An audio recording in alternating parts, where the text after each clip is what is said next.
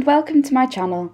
Today I'm here to talk to you about probably my most favourite subject, and that is embroidery on patchwork. I absolutely love the look of combining embroidery and patchwork together. I think it has such charm, and it is also really easy and fun to do.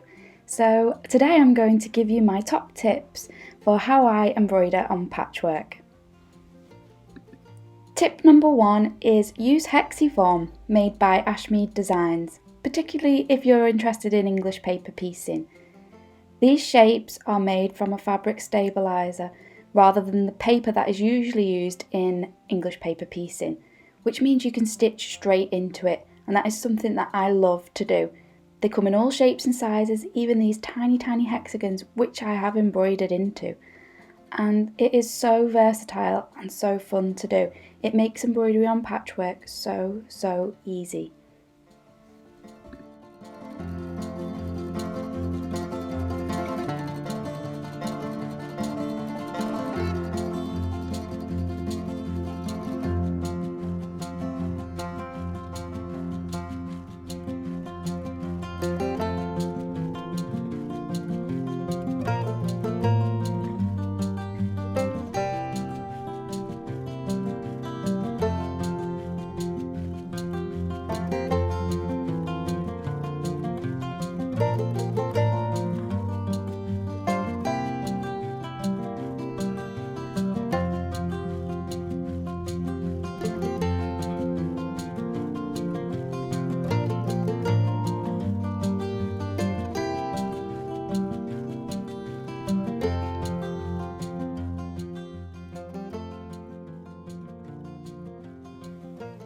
It's such a great medium to use because the stitches on the back will be hidden when you back your piece with either a backing fabric, or if you do decide to add some wadding at the hand quilting stage.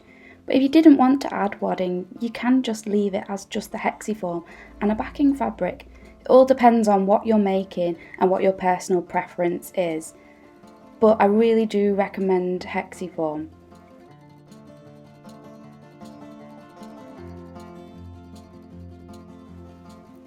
If you followed my work for a while, you will have seen that I use Hexiform in most of what I make, particularly the tiny things.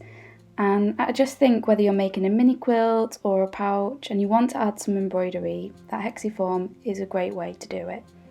Here I'm doing a stem stitch, but previously you've watched me do lazy daisy stitches and French knots, and they're all really achievable with stitching into the Hexiform. Hexiform is great if you're freestyling your embroidery and just going for it. You wouldn't be able to trace an embroidery pattern onto the fabric very easily if it's already got Hexiform in. In fact, that wouldn't be possible. But don't forget that you can use things like erasable markers, air erasable markers or water erasable markers to draw on your fabric freehand first. Here are a few of the erasable markers I like, the clover ones. There's a water erasable one, and the other two are air erasable markers, and I really recommend the extra fine nib. I think that works really well on patchwork. You can see in this example that I've used the water erasable pen to just mark some guidelines out on the patchwork pieces. I haven't actually drawn the design out in full. I've used dots and lines just to give me guides to where to put my stitches, and that helps me to keep everything looking uniform as I'm actually stitching a repeating design here. So do bear that in mind, that you don't need to draw out the full design in order to be able to stitch it. You can just give yourself some markings to guide you. I think this is a really good way of doing embroidery rather than tracing someone else's design, because your end result will be really unique because it's your drawing, it's your stitches, and it will look like your work. So do give it a go. Water erasable or air erasable markers, they definitely help.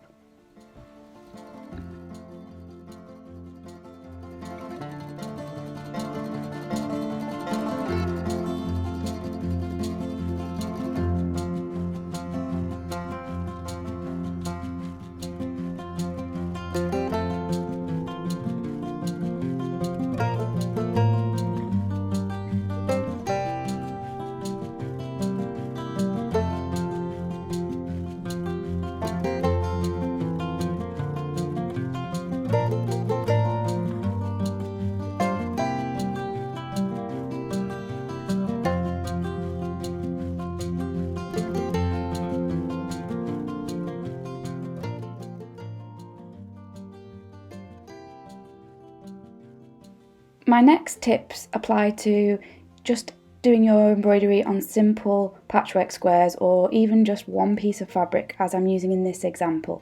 But you may have pieced together a simple quilt top, a bit like my seasonal sampler, and these tips will work really well for that.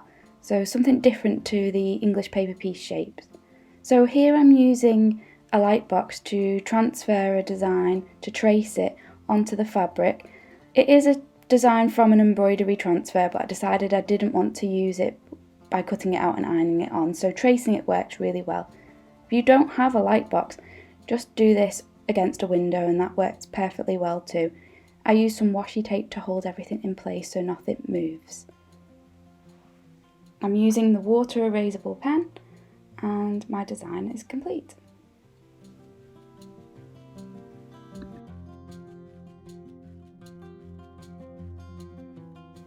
I prefer to use wadding rather than an embroidery hoop, which might be controversial. And I used to use an embroidery hoop all the time, but now I never use one. I use the wadding to add some stability. You'll need to attach your wadding to the fabric with either some spray baste or some tacking stitches around the edge. And then once it's attached, you're ready to start your embroidery. So I like to use embroidery floss, embroidery thread. Here I'm using some Aurifil, but DMC is brilliant too. And I'm separating the strands because when you embroider on patchwork, you are embroidering through some layers, so you'll need to use 2 or 3 strands. Anything more than that is going to be difficult to get it through the fine weave of your quilting cotton along with the wadding, and anything finer than that may not stand on top of the fabric as much as you like, it may sink in a little bit. So I find 2 or 3 strands brilliant. I also like to use some beeswax thread gloss or some other types of thread gloss just to help the thread glide through the fabric and to glide through the layers. So I'm just coating it here and it works really well, and like I say, it helps things to glide through. It's optional, you don't have to use this, it will work without it, but that's what I like to do.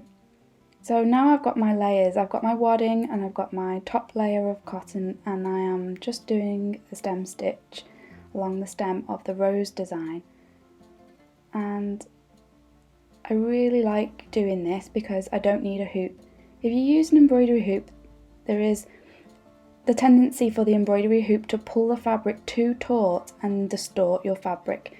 And if you're embroidering onto patchwork pieces, you don't want them to be pulled out of place and to be distorted. So I find using the wadding to be absolutely brilliant for this. It gives me enough structure to hold on to it and feel comfortable in my hands. And look, it does hide the stitches if you don't go all the way through the layers.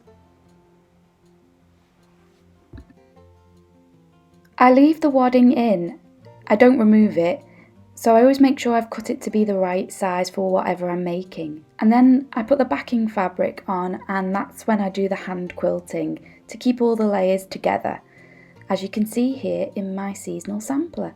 So I really recommend using wadding, it adds a lovely structure and makes it easy to stitch.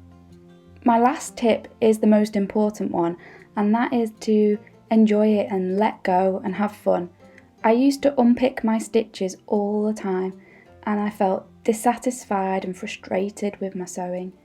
And then I just started to let go and think that these stitches are an extension of me. They are effectively like my handwriting, my drawing, and I have to accept them. And once I did that and I stopped being so judgmental on my stitches, I fell in love with sewing even more, and I haven't stopped since.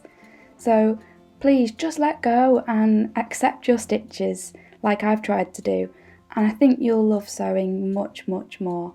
I hope this video was enjoyable and that you found some useful tips. Thank you so much for watching. Happy sewing. Goodbye.